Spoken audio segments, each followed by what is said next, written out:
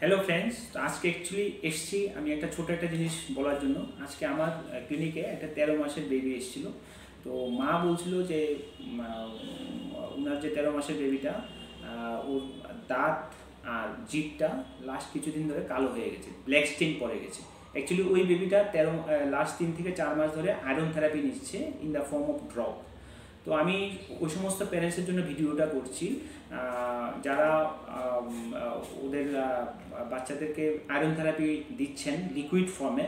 তো আমি বলবো যে আয়রন থেরাপি যখনই আপনারা বাচ্চাদেরকে দেবেন লিকুইড ফর্মে, আইদার ইন ড্রপ ফর্ম বা সিরাপ ফর্ম, যেটাই হোক, সবসময় চেষ্টা করবেন ফ্রুট জুসের সাথে মিক্সড করে দেওয়ার জন্য, ডাইরেক্ট না দিয়ে। কারণ আয়রনের মধ্যে একটা মেটাল আয়ন থাকে, সেই মেটাল আয়নটা একটা ব্ল্যাক স্টেইন তৈরি করে, তার জন্য দাঁত আর জিভটা কালো হয়ে যায়। আর iron therapy is very very important.